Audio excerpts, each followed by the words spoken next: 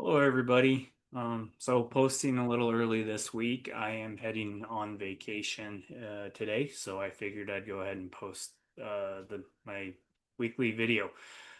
Today, I want to talk about something I probably have talked about this before in the past, but this is a resurgent issue. I see this type of stuff all the time. Um, I just wanted to pass this out that it's not going to change anytime soon. It's always going to keep happening, and it is the incompetency of the IRS. Um, I deal with issues like this all the time. So I am going to go ahead and share my screen and show you what's going on. So this happens every couple years. And I deal with this similar type issues in other aspects of taxes all the time, and I know other CPAs do too. So this is Form 7004, automatic extension for a business tax return. So every year you're allowed a 6-month extension. It's an automatic extension as long as you file the form, and as long as the form is filed on time.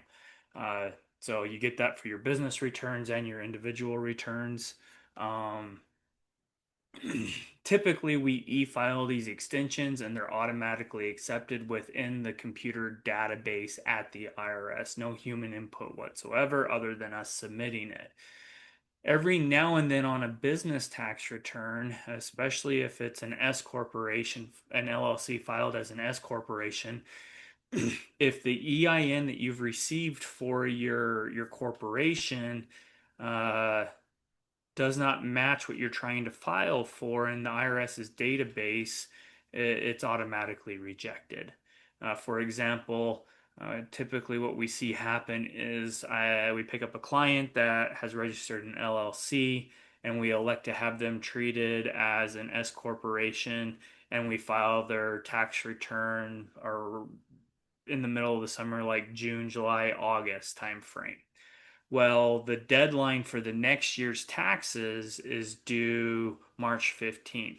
Well, if you file the original or the initial tax return where you make that election, if you file that in June or July, there's a good chance that that S Corp election, even though it will be accepted, won't have been processed by the time the following year rolls around for the March 15th due date.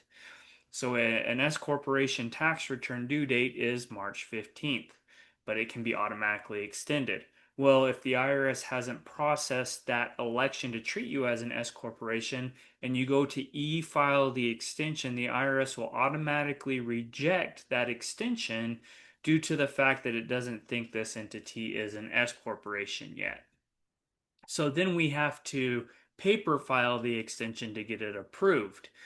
Well, the official way to send stuff to government agencies is through the U.S. Postal Service, and I think it's pretty common knowledge, or it has been in the past, that something is considered received by the is timely received or by the due date as long as it is postmarked by the USPS on that date, not the date that the IRS actually gets it and reads it.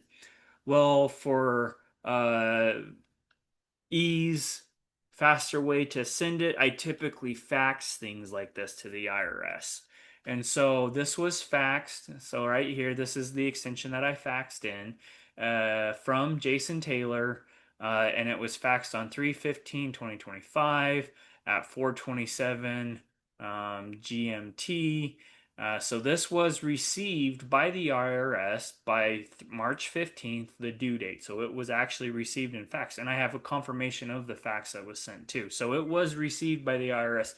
Even though it didn't go through the official means of the U.S. Postal Service, it was still received to the IRS on that day. And down here at the very bottom, they even print on the form itself, received by IRS fax system 315 at 11:30 a.m.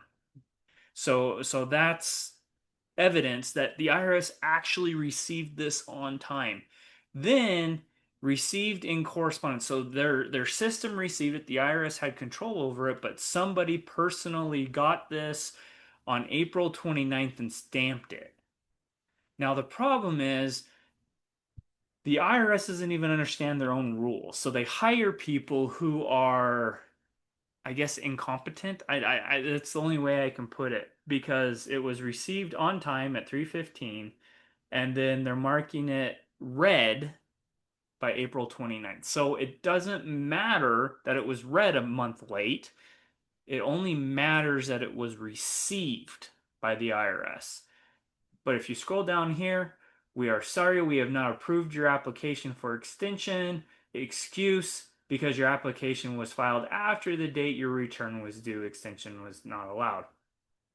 So this is a perfect indication of how the IRS doesn't even understand their own rules. So all I have to do, like this is automatically going, so in the computer system at the IRS, they have now marked that the return is going to be filed late and they are going to issue a letter without any human input for a failure to file penalty. The failure to file penalty is going to be at least $2,500, most likely more. Um, all because somebody doesn't know their own rules and it's printed right on the form. So, instant response, I'm going to use this as evidence, send it directly to the IRS in response to that failure to file penalty letter, and just highlight the fact that they even printed on here that it was received by the due date of 3/15. Penalty will be forgiven and it will go away.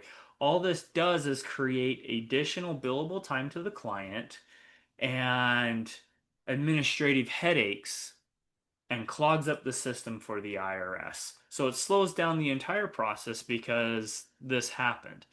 I've received three of these, probably will get a couple more before the end of the year, um, which I'm just one CPA filing a handful of tax returns.